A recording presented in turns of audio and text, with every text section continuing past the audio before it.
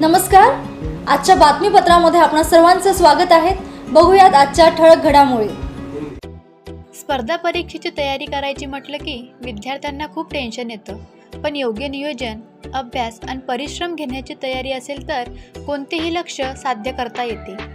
त्यासाठी मित्रपरिवार, मोबाईल किंवा सोशल मीडियापासून दूर राहण्याची गरज नाही.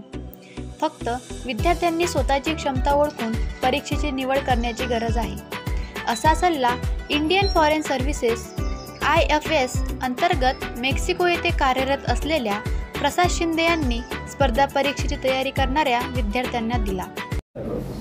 आय थिंक आपल्याला स्वतःमध्ये कॉन्फिडन्स बिल्ड करणं हे खूप गरजेचं आहे आणि ते पोटेन्शियल आपल्याला दरवर्षी UPSC मध्ये दिसतंय की महाराष्ट्राचा टक्केवार वाढत चाललेला आहे. आय थिंक जेव्हा अजून लोक रिअलाइज करतील तर आपलं शुअरली UPSC मध्ये टक्का वाढेल. सर CSAT तर नवीन लागू झाली, पहिले CSAT मध्ये डिफिकल्ट जात होतं महाराष्ट्रात. There are things which like we can subtly mention, but काही गोष्टी आहे जे चेंज करणं गरजेचं आहे आणि CSAT is one of the things. Hopefully UPSC will bring some changes in it, but CSAT is becoming tougher and tougher, and I think there is a need, if it is becoming tougher, there is a need for some reform in the marking system as well. UPSC ची तुमची काय strategy होती? किती तास अभ्यास करायला लागला? Class लावले होते का किंवा सेल्फ स्टडी होता? हे सगळं सांगा. सो जेव्हा मी प्रिपरेशन स्टार्ट केलं, so I come from a very middle class background. माझे पेरेंट्स दोघे टीचर आहेत, होते रिटायर्ड. सो मी स्वतःचा खर्च स्वतः करत होतो. तर मग मी साईड बाय साईड क्लासेसही घ्यायचो. Part time I use to be a teacher for 11th and 12th standard students, आणि बाकी टाइम मी क्लासेस करून प्रिपरेशन करत होतो. चाणक्यमध्ये होतो स्कूल. तर स्टार्टिंगला आय फाउंड की पार्ट टाइम जॉब करून इट्स बिट डिफिकल्ट की म्हणजे अभ्यासाकडे फोकस पण करणं आणि वगैरे. देन मी स्लोली शिफ्टेड फुल टाइम स्टडीजकडे, UPSC प्रिपरेशनकडे, आणि मी दिवसातून ॲटलिस्ट 12 hours स्टडी करायचो. 12 hours स्टडी केल्यानंतर आय फाउंड की 1 year I gave full time याच्यामध्ये, आणि then I could clear the exam. But स्टार्टिंगला I use to do part time work and study. चाणक्यमध्ये हा माझा 3rd अटेम्प्ट होता. चाणक्यमध्ये आपला अनुभव. सो चाणक्य, जेव्हा मी आयर्लंडवरून परत आलो मास्टर्स करून, so Chanakya was the institution which build my base again. कारण की मला टू बी ऑनेस्ट, मी मुंबईचं असल्यामुळे मुंबईला तिकडे UPSCचं काही असं हे नव्हतं की क्रेज नव्हतं, की काहीच माहीत नव्हतं, माहिती नव्हती, काहीच नाही. मला लिटरली हे सुद्धा माहीत नव्हतं की सर्व्हिसेस कोणत्या असतात याच्यावर, किंवा रँक कितवा लागतो, की सर्व्हिसेस कोणती भेटायला. तर सगळं बिल्डअप करण्यामध्ये मला चाणक्याने खूप हेल्प केली स्टार्टिंगला, जे बेस म्हणतात. I think my base was build with Chanakya. ISS व्हायचं होतं का नंतर ठरलं? कारण बाहेर तुम्ही स्टडीज केलं, मग नंतर कसं काय UPSC कडे वळाला? ती थोडी जर्नी सांगा. I will be very honest, मला IAS कधीच नाही व्हायचं होतं. टू बी ऑनेस्ट, मला नेहमी इंडियन फॉरेन सर्व्हिसच माझं हे फर्स्ट प्रायोरिटी होती.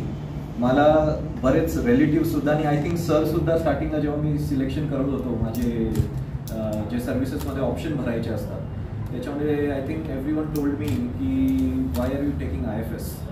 तर मी जेव्हा UPSC बद्दल माहिती काढली, आय हॅड दिस थिंग की मला जे फॉरेन सर्व्हिस आहे, it attracted me a lot. There is a lot we can do at a international stage between India and that other country. त्याच्यामुळे आय थॉट की why limit our self इकडे राहून, why not go abroad and make our image more stronger.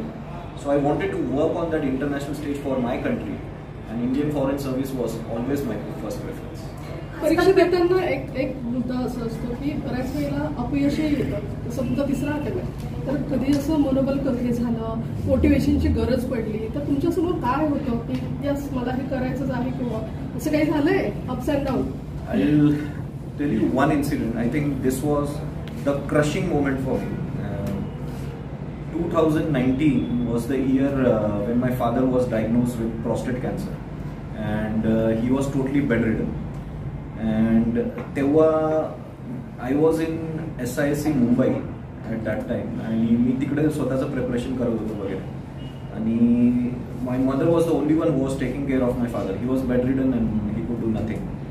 तर I still remember की doctor had given up. He said की he just has 1 or 2 months left. But when I came and met him, माझी तेव्हा men's होती, नेमकी UPSCची men's होती आणि मी कसं एक्झाम दिली, पण मी घरी नाही जाऊ शकलो त्यांना भेटायला कारण की I didn't want to see him in that condition. But जशी एक्झाम संपली, on the last day I went and saw my father and I told him की you just hold on for 6 more months आणि मी यावेळेस पक्का clear करेन. तर well unfortunately he passed away in 1 week. So मी तेव्हा ट्रेनमध्ये होतो. I was going to Delhi to give my Indian forest service mains at that time. आणि मला मध्येच न्यूज झाली की असं झालेलं आहे, तर मग मी जयपूरला उतरून परत आलो होतो. पण I think that moment when I realise की I could not fulfil his dream when he was alive. That made me very broken, but at the same time जो कॉन्फिडन्स बिल्डअप झाला त्याच्यानंतर, that made me work extra hard. आणि त्याच वर्षी मी दोन्ही exam crack केले. The Indian forest service exam जी UPSCची आहे, ऑल इंडिया रँक 10 आणि महाराष्ट्र टॉपर, आणि UPSC सिव्हिल सर्व्हिसेस एक्झाम सुद्धा त्याच वर्षी क्लिअर केली. आजकाल प्रत्येकजण IAS होण्याचं स्वप्न बघतो, परंतु प्रत्येकजण त्या स्वप्नापर्यंत पोहोचू शकत नाही. अशा तरुणांबद्दल तुम्हाला काय वाटतं किंवा तुम्ही त्यांना काय संदेश द्याल? मी माझी आधी स्ट्रॅटेजी सांगतो. माझं असं होतं की जो अटेम्प्ट मी देत होतो 2019ला, तो माझा मी डिसाईड केलं होतं. माझे भलेही अजून अटेम्प्ट बाकी आहे, पण तो मी शेवटचा ठेवणार आहे आणि मी प्लॅन बीकडे बघणार आहे.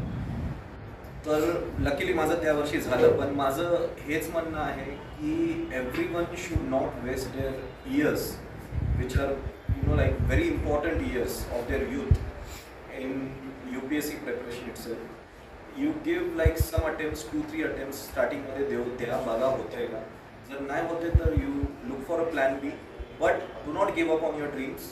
तुम्ही प्लॅन बी पण तुम्ही करता तुम्ही एक्झाम देऊ शकता side by side.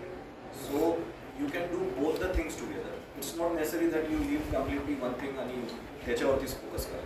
So this is my suggestion, my personal suggestion, that like एकदा द्यायचं असेल तर फुल फ्लेज अटेम्प्ट द्या, 2-3 अटेम्प्ट द्या फुल फ्लेज, त्याच्यानंतर but you start looking for a plan. परीक्षा देताना किंवा अभ्यास करताना सोशल मीडियापासून दूर राहा असं बरं सांगितलं. तुमच्या बाबतीत काय झालं? सोशल मीडियापासून दूर होतात किंवा करंट अफेअर्ससाठी जोडून होतात किंवा स्मार्टफोन किती वेळ यूज होत होता? आय थिंक सर हसलात त्याच्यावरतीच मला आन्सर भेटेल की मी बऱ्याचदा तरी सर फ्रेंड्स बरोबर बाहेर जायचो, फिरायचो वगैरे. It's not necessary to be honest की सोशल मीडिया बंद करा, तुम्ही बाकी काहीच करू नका, दिवसभर अभ्यास करा, असं काहीच नाही. आपल्या माइंडची पण एक कपॅसिटी असते, त्या माइंडला पण एक रिफ्रेशमेंटची गरज असते. जेवढं तुम्ही कंटिन्युअसली त्या माइंडला स्ट्रेस कराल, मग ते नवीन नॉलेज नाही घेणार, ते थिंक नाही करू शकणार. सो आय बिलीव्ह की मी काय करायचो की सॅटर्डेला हाफ डे किंवा संडेला हाफ डे असं फ्री ठेवायचो आणि त्या टाईमामध्ये it use to be me time, nothing else. इंटरव्ह्यूसाठी कसं फेस केला तुम्ही? कारण हा इंटरव्ह्यू सगळ्यात जास्त टफ असतो, खूप प्रिपरेशन करायला लागतं. काय काय प्रश्न होते थोडक्यात आम्हाला सांगायचं आहे. सो एक खूप असं लोकांना वाटतं की आपण जे सर्व्हिसेस सिलेक्ट करतो स्पेसिफिकली इंटरव्ह्यूमध्ये त्याच्यावरतीच प्रश्न विचारतात, तर असं नाही आहे. माझा जो पॅनल होता तो सगळ्यांनी एक एक वेगवेगळे टॉपिक्स पकडले होते.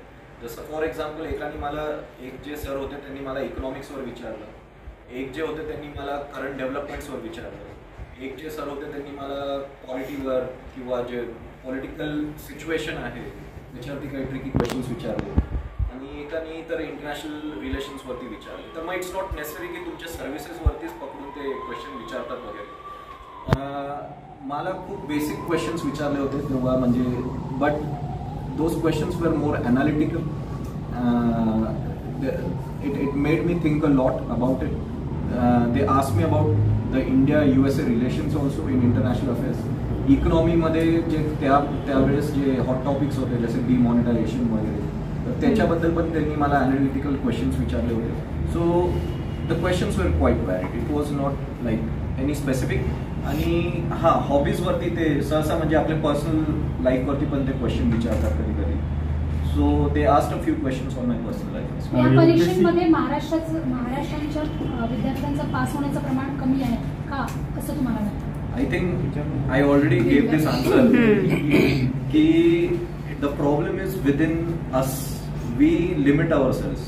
जर आपण विचार करणार की मला 100 मार्कच आणायचं तर मी तिथपर्यंतच विचार करणार. जर मी विचार करेल की 120 आणायचे तर मी तिथपर्यंत विचार करेल. तर आपल्याला प्रॉब्लेम हा आहे की आपले स्टुडंट फक्त विचार करतात की माझ्याकडून UPSC नाही होणार, मी MPSC पर्यंतच करू शकतो. त्याच्यामुळे मॅक्सिमम लोक फक्त MPSC कडेच वळतात, पण हे विचार नाही करत की त्यांची कपॅसिटी अजून आहे आणि हे प्रूव्ह करतायत. दरवर्षी जे स्टुडंट्स आहेत ऍक्च्युली वाढत चालले महाराष्ट्रातून आणि हे प्रूव्ह होत आहे. तर I think we have to expand the scope of our confidence that we can do achieve more. युपीएससीच्या धर्तीवरती एमपीएससीचा अभ्यासक्रम व्हावा असं आपलं सॉरी युपीएससीच्या धर्तीवर एमपीएससीचा बी अभ्यासक्रम किंवा 70% तरी बरोबर द्यावा सेम असावा, ज्या की महाराष्ट्रातील विद्यार्थ्यांच्या टक्केवारी वाढेल. सेम पॅटर्न असावा असं आय थिंक मध्ये चालू होतं असं काहीतरी वगैरे. मला वाटतं पुण्याच्या बाहेर मी जाऊ नाही शकणार याच्यात. तर आय बिलीव्ह, माझं असं मत आहे की तुम्ही जर दुसरे स्टेट्स बघाल, UP आहे, MP आहे, यांनी ऑलमोस्ट त्यांचं पॅटर्न जे आहे ते UPSCच्या पॅटर्नच्या नुसारच ऑलमोस्ट सेम केलेलं आहे. तो we need to somewhere compete, like be on par or be at par with UPSC. So मला असं वाटतं की MPSCचा पण पॅटर्न जो चेंज होत आहे आणि UPSC थ्रू UPSC सारखा होत आहे, it's good in a way because MCQs आणि जे काही ठराविक बुकचं नॉलेज आहे, I think the new pattern gives you much wider knowledge.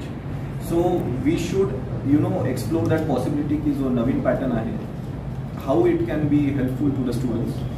And I am in support of that, but the transition should be there. Like त्यांनी अजून थोडी मुदत वाढ द्यावी, थोडा टाइम द्यावा, 2-3 वर्ष अजून द्यावी, कारण की to come on par with that it will take some time for us. Basic